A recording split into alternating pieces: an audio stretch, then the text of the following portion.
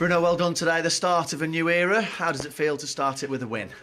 It's always important. It's not for us players. It's not a new era. Of course, for the club with the new coach, it is. But we have to carry on what he did in the last game against Arsenal, and the most important today was winning the game. I think overall was a good performance from everyone. We create a lot of chances. The result could be a little bit. We create a lot of chances. The result could be a little bit better for us, we can say. But we are happy because we get the 3 points. They could have scored literally 60 seconds before Fred swept that one, and he's turning into something of a goal machine now, isn't he? Oh, Fred, he has this kind of shots one per year, so he's okay for now. He's scored more this season than he has in the previous 3. That's good. Everyone is happy for him because he's such a nice guy. He's one that work a lot, and most part of the people don't talk about, and deserve all the credit he's getting now. I know we've spoken about pressing quite a lot this season, but from kick-off today, it felt like there was there in more of an abundance. Is this going to be a feature now, do we feel? No, I think it depends also in the game. You know, sometimes you have to press a little bit more, sometimes a little bit less. But of course, everyone knows. Is one of the things that the manager wants from us, a little bit more pressure, a bit more aggressive, and we try to do it. I think the first 25 minutes from us was unbelievable, great tempo. We don't give any spaces to them. We recover a lot of balls higher on the pitch. As I said, we could score many times in the first half. I think at least 3 times we could do a little bit more in the end one, but 3 points, and that is the most important for us. Yeah, 3 points was the most important thing for Manchester United this afternoon. They beat Crystal Palace by a 0-0. I'm reacting to that alongside Tim Sherwood, Karen Kearney and Owen Hargreaves. Owen, what did you make of that? Did you see more of what you wanted from Manchester United? I know you've been frustrated about the lack of intensity and organisation and control in recent weeks. Yeah, well, the control was there for sure. One of the biggest issues has been intensity and also clean sheets. They got a clean sheet today. And I thought they ran out of steam a little bit after about 60, 70 minutes, but they got a win.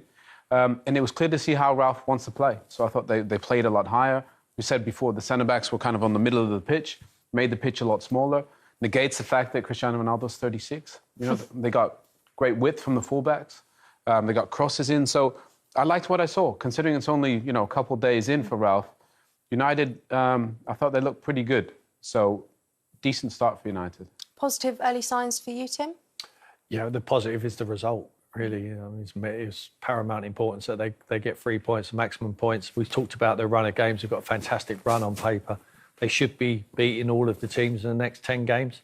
And then, obviously, Ralf Rangnick will be a genius. I think it's a work in progress. Did I see much change? Was it chalk and cheese to a Solskjaer or a Carrick side? No. Did they scrape the win? Yes. Was Palace poor? Absolutely. I don't think they played well at all, and I think Patrick Vieira will be telling us that. But they're capable of winning them games. They will going to get better. You're going to spend more time on a training field with them. I think it's a box ticked, definitely, because you need to get some confidence inside. I think the pressing, I think we get overexcited with the high press. We hear this a lot now. It's determined on how high you have your centre-backs to close the distances up. And if you're a professional footballer, no matter if you're 46 or 36 like Ronaldo, if you close the distances up by meaning your defenders come up higher, the distances of your midfield and your forward players to close down the opposition is going to be tighter. And anyone is capable of doing that. He needs to work on that more. I think they were a little bit off the pace on their pressing. If Palace were any better, they would have popped it through them. But he needs to work and practice on these teams at the lower end of the division. So when they get to play against the Liverpools, the Man Cities, the Chelseas of this world, the teams where they want to be up in and around, they'll be able to play that style rather than retreat back to the box again and start playing counter-attacking football. So, yeah, you'd have to say it was a positive. They've done the job today. On to the next. Let's take a look at the first goal then of the Ralf Rangnick era, and it was scored in the 77th minute by Fred. Not the most likely of scorers, Owen, but what did you make of the finish? Well, there's a lot of detail actually to this because, first of all, the finish is unbelievable, and Bruno had a little pop about Fred gets one a year. But look at the position of Dalot. Wan-Bissaka wouldn't be there. Good left-footed ball. into Mason Greenwood. Look at the bodies United have, you know? So because Dallow's high, that means Mason Greenwood could come inside. And Tim made a great point. Look at the weight of this pass for Fred. If he overhits that, he can't shoot. And just the pure options that United have, with having an attacking fullback in Dallow, Mason Greenwood come closer to Ronaldo, Fred can squeeze in. So that in itself was a little bit different, because when Wan-Bissaka plays there, he's not often in that position, which means Mason Greenwood's outside. And so I like the goal because I think it is a sign of a slight change in the way they're going to play. Did you notice that change in the goal as well, Karen? I noticed a lot of change. I mean, going back to the Watford result, it's night and day. Yeah. But I agree, condensing the pitch, bodies in the right area. I think changing the two fullbacks, like you said, really key. Just better quality in possession. The two fullbacks for Man United haven't been good enough for this period, but now they've come in technically good, crosses into the box, higher up, and you get the end result. It's just a case of now, if Crystal Palace had turned them and gone long and direct and opened the pitch up a little bit more, it would have been interesting to see how they cope with that.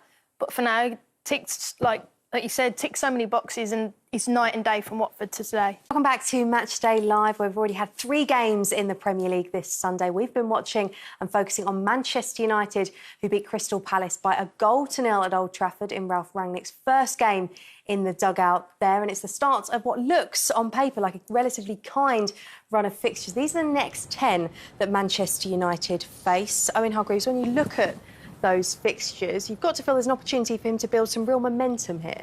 Should do. Win. It should be 10 wins. I mean, let's Does be that honest. with it, though, bring pressure, perhaps? The fact that he No, that's why you play for Man this? United. You should beat these. Yeah. The reason you play for Manchester United is because it's when you play in the big games. That's what makes a top player. Anybody in the squad can play and they'll win those games. Anybody of the other players.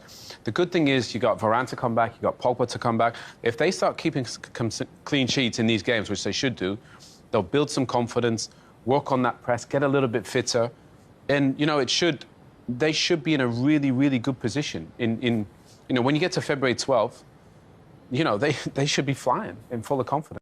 Today was big. We knew that the result was the most important thing, Karen, but particularly against Crystal Palace, in those kind of games where they've been expected to win, the pressure's been on them. In the past, they haven't been able to deliver all 3 points. So psychologically, will that be a boost as well? Yeah, massive for the confidence. And maybe that's, you asked earlier about him saying go and enjoy themselves. And when you're under that pressure, you don't perform, you play stressed. And I think maybe he's taking that off them. And it was just a perfect way to get going, really. Crystal Palace were poor. I don't think they've been playing particularly well. But everything went super well. They would have liked more goals. But I think he's defensive-minded coach, and then to build on the attack. And they've got a clean sheet, and that's the most important thing. Yeah, it was their first clean sheet in 16 home games in all competitions. How big is that as well, Tim? Well, it breeds confidence. I'm sure De Gea is happy with that. It's been like the Alamo, isn't it, over the last 3 games for him. Certainly the local derbies, which were harmful, very emotional games against City and Liverpool. And then you go away at Watford, and they almost turned up and expected to win, and they got shocked. To concede that amount of goals, I'm sure that they've got some solidity there. It always helps when the defenders are a bit further away from your goal and they're not defending the penalty area, because all it takes is a drop of a shoulder with a talented young player or any player in the Premier League, and they can score against you. So I think they defended okay today. I mean, Maguire was back. It was a very good header when he cuts his eye. I think it was an important time at 1-1. I mean, he's took a lot of criticism over the past few months, but I think he defended that very, very well. And Fred and Tomini, we always criticise him. I mean, everyone's criticised Fred. No matter how long we sat here, people always find faults in his game. But every single manager that takes over at the football club always plays him. So he must be doing something right. I think he's a very responsible player. I think he gives everything. He never lets you down. There's no self-indulgence in him. I just think he plays for the team, and that is hence why he plays. When the manager takes over, they can trust him. And I think that they've got the 2 solid boys in there now. I think they can learn. I think McTominay can learn as well, Owen, in that position. I think he's capable. And they've got so many options. So Cavani to come back in, Pogba to come back in, Varane. For chasing that top 4 spot, there's not a squad in the Premier League more equipped to get there than Manchester United. With that run of fixtures, I think Man United fans have got every right to feel really optimistic about the future. Yeah, that win taking Manchester United up to 6th in the Premier League table. Owen, he made some big calls in that second half as well, didn't he? Taking the likes of Marcus Rashford, Bruno Fernandes off. Do you think that was just an opportunity for him to try and see different players, or was that a statement of intent? No, the players. I mean, you know, Tim makes a point about Pogba coming back in. You know, if Pogba plays, say, instead of Fred and McTominay, and they're playing in one half, then you got another guy that can play a pass into Cristiano Ronaldo. So I thought they played okay, but Marcus was really quiet today. Bruno was pretty quiet today. The fullbacks were a big feature. And, you know, the squad depth is amazing. It's really, really good. So getting those guys, you know, Varane and Pogba into the side, United have easily one of the strongest teams in the Premier League, but they need to start playing like. And I thought today was a first decent step towards that. And Crystal Palace, plenty of chances, but no one able to make them count. What did you make of that first half, Owen? Good. I thought it was really good, actually. You know, we said maybe squeeze the pitch, make it smaller, you know, play to Ronaldo's strengths. They've done that. You know, the centre-backs have been in the middle of the pitch. Palace haven't much of the ball. I think the only issue for United is they've dominated, but they don't have anything to show for it. So I thought, considering he's only been there for one training session, United look a lot different in terms of the press and in possession. Now, you're nodding along there, Karen. Are you seeing a notable change in their performance? Yeah, completely agree with what Owen says, really. There's a press intent. Every time Palace pass backwards, that's a cue for Man United to go and press. And then, look, as Owen said, there's the back line. You know, they're all on the half-court. It's half-court defence, and then that just has completely suffocated Crystal Palace, who can't get out. At times, you heard Don saying it in commentary, maybe they need to go long. But look at that. He's curving, he's running, he's making it easier then for the cues to go. And then they can go and win it in these higher areas. And I think it's been really effective, but they've only had 2 shots on target. So as soon as they win it back, they've got to be more clinical.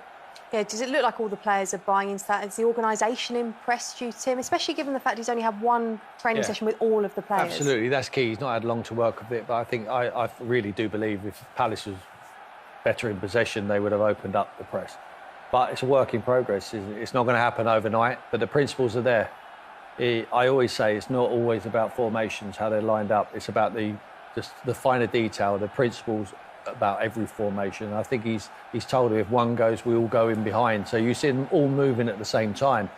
Whereas under Solskjaer, they're going in isolation. You know, someone standing still behind them. When one moves and one triggers it, they're all following in behind. This will get better and better and enable them to play like this against the Man Cities and the Liverpools and the Chelseas of this world. At the moment, we talked about the run of fixtures they've got against the Palaces and against a team in the bottom half, which they've got a lot of in the next 10 games. They're going to be able to learn and get better at it because they're playing at Palace for a reason, because they can't handle the ball in the tight, as well as the Man Cities and the Chelseas, where Man United want to be at the top of the league.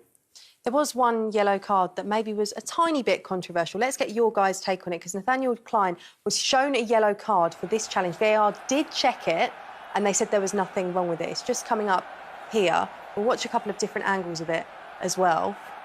Owen, what did you make of it? The yellow was given on the field, and VAR said that was OK. Yeah, he has a few pops at Fred. I mean, he probably has almost 4 goals at it. It's clumsy. It looks really awkward. When you slow it down, they look way worse.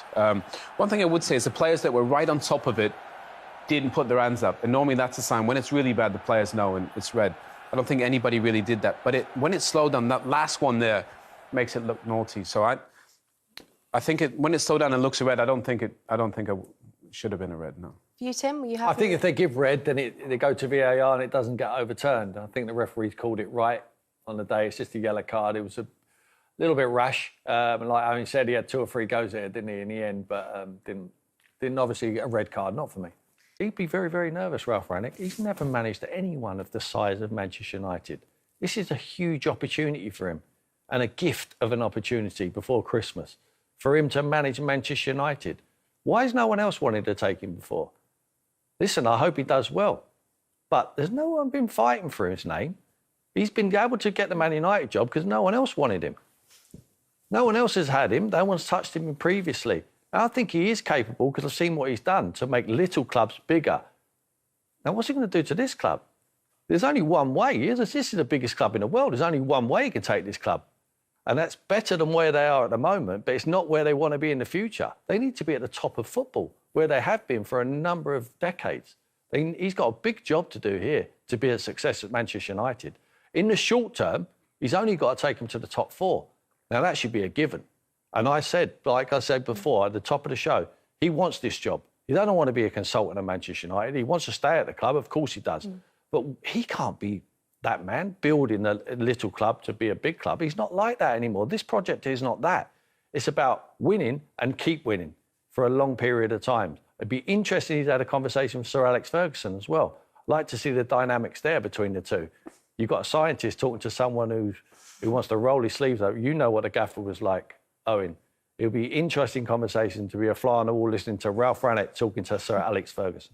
Well, Alex Telles does look to be one of the people to benefit because he started every single game since Ole Gunnar Solskjaer has departed at Old Trafford. It was interesting. You guys have used the word intensity a lot, and that was a word that came up a lot in his interview there. What did you make of what he just said there, Karen? Well, you were just saying then, Owen, weren't you, that shouldn't a player naturally have that when they want to play when you want to play, and especially for Man United, should have intensity. You should want to go out there and put on a show. But obviously that hasn't happened, and they need someone fresh to come in and deliver that. And like I said in the start of the show, he's going to stand on the side and just raise the bar just by being there in presence and having that mentality shift that they've obviously needed. But it's a little bit disappointing that they needed someone else to come in to give them that, because football is about running, and that's the only thing that you can guarantee. So I'm a little bit surprised that, well, we've seen it that it hasn't been evident for a few weeks, but let's see if they can deliver it today. You mentioned the attacking fullbacks being key and that being a big difference. We saw that a lot, didn't we, against Arsenal on Thursday night? Yeah, and look, these guys are two good attacking fullbacks. You know, they're both very good on the ball, both good in whipping crosses in. And look, the best player on the pitch is Cristiano Ronaldo. So if the fullbacks are there, Ronaldo can be in the box and he can get on the end of things. So this is where the modern fullback plays, Telles and Dalot. Wan-Bissaka doesn't play there because he doesn't feel comfortable getting the ball and getting you at his feet and whipping in. I think Telles and Dalot are better getting crosses and better in assists than Luke Shaw and Wan-Bissaka. So this is a great opportunity for them to, to stamp some authority on, because again, it suits Cristiano. If he's in the box, these guys will deliver the ball. Dalot's a great crosser of the ball, and so is Telles. He uses the ball really well. And look, that's fullback to fullback. They're getting in positions that they maybe didn't before. And it'd be interesting to see on the counter how that affects, because Palace are a great threat on the counter-attack. So getting the blend right and the balance is going to be tough.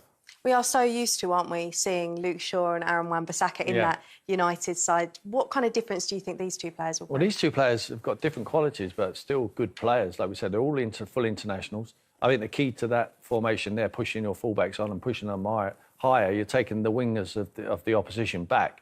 But Fred and McTominay there in that box, you've got the two centre-backs, Maguire and whoever, Davinson Sanchez, whoever they decide to play, and it's a box and they stop the counter-attack. That allows you to push your full-backs on and express themselves. Dalot's a good player. Telles, I think Shaw's been fantastic, and Wan-Bissaka certainly is not in the final third. 1v1 defending, you struggle to find a better one. But I don't think he's an outstanding defender. And look, the game's changed, the game's moved on. Fullbacks now are wingers, and they need to be able to handle the ball in the final third to supply the likes of Ronaldo, who's standing on the width of the goalpost, who can tap it into the back.